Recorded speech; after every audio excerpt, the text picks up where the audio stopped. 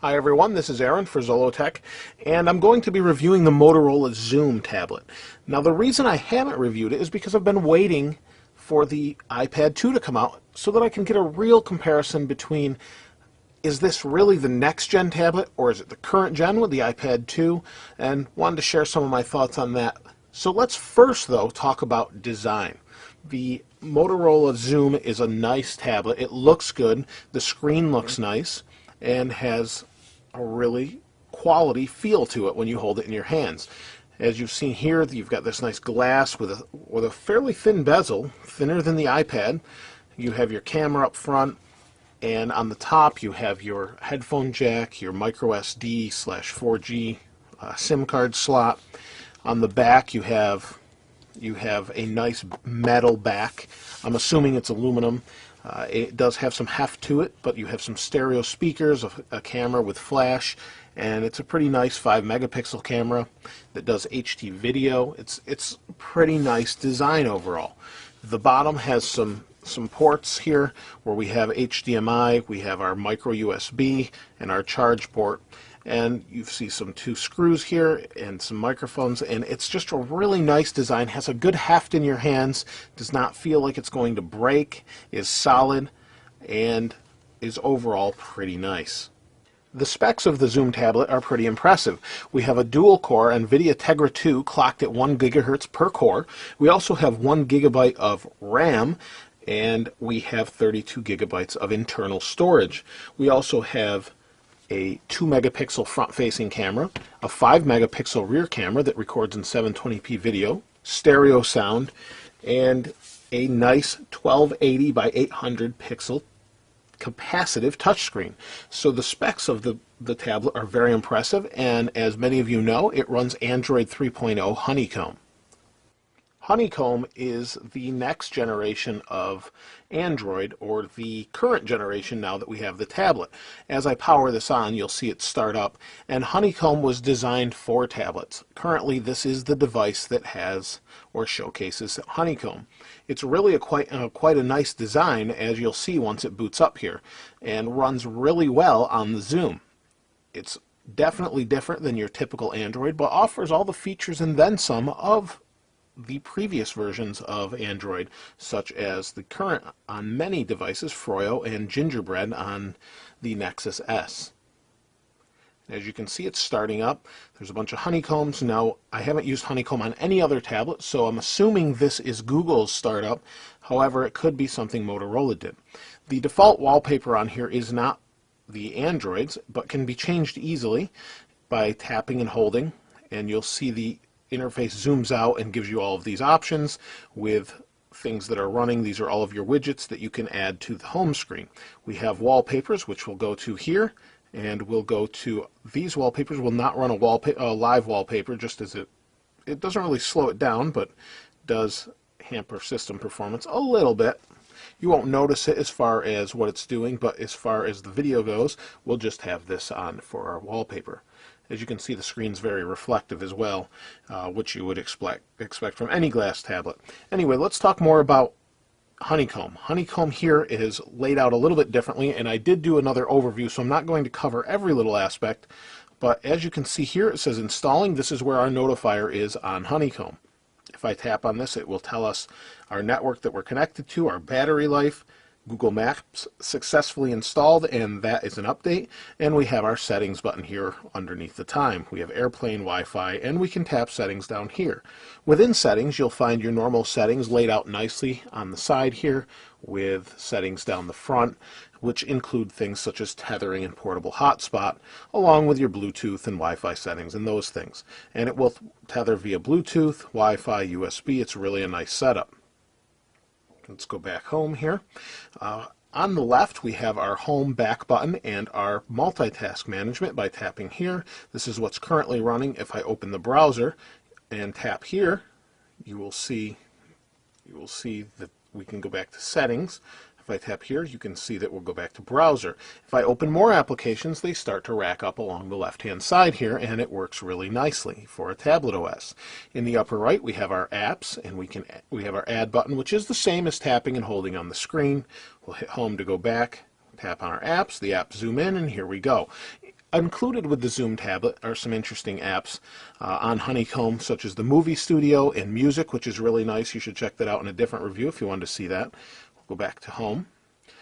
And in our upper left, we have our search options such as Google, and we can talk to it like any other Android device and search via voice, which is nice. We have multiple home screens with active widgets such as YouTube. We can scroll through, and overall Honeycomb is a great operating system and works very well on a tablet.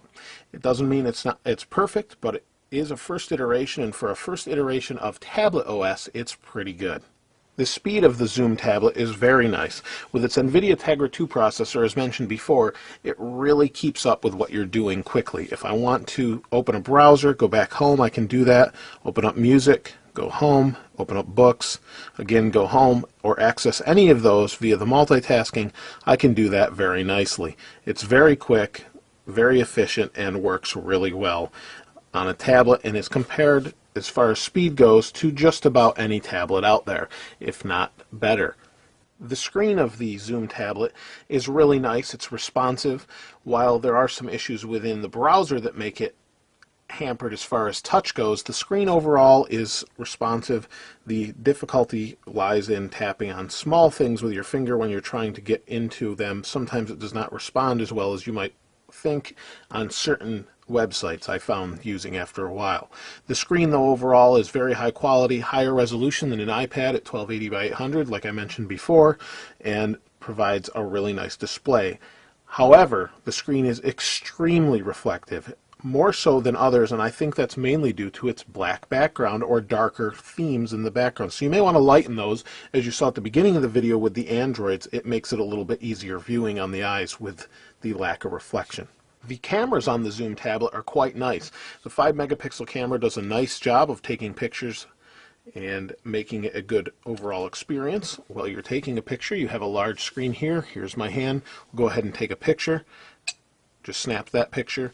We do not have tap to focus, so if I put my hand here and you can see it's out of focus, we don't have a tap to focus option, but overall it is an autofocus camera and does a pretty good job of that. We can switch to the video camera by tapping here and going to our 720p video camera, and we can record similarly. We also have our options along the side as far as all the different options, which is really nice. We can easily switch between all of the different options, which are pretty comprehensive for such a simple device that is not meant to be a camera that you would carry with you like a point and shoot. It's got some really nice options. Let's go ahead and flip to the front camera. As you can see, we're recording off the front 2-megapixel camera, and you can see the camera I'm recording with in the top of my head, and it does a nice job as well and has quite a few different options also. The audio provided by the Zoom is pretty good as well. It has dual stereo speakers on the back that provide really decent sound when you're watching video, and provide an advantage over things such as the iPad that only has mono sound. The headphone jack on the top also does a nice job in providing good stereo sound and quality. The battery life of the Zoom is pretty decent as well. It's about on par or maybe a little bit less than an iPad, which means up to 10 hours of video playback. It depends on the format that you have it in, but you could get potentially up to 10 hours of video playback on the Zoom. So that means while you're taking a plane trip, you don't have to plug it in unless you're on a very long plane trip. You'll be able to watch a few different videos and be pretty content doing that, and maybe listening to some music along the way. And just browsing the web, I seem to get very good battery life that would easily last a day or day and a half. With my typical use of using it a few hours, putting it away, and using it again. It seems to be more than enough for a tablet of its size and compared to the competition. With all the good things that the Zoom offers, there are some problems. One of those is the high screen reflectivity that I talked about earlier.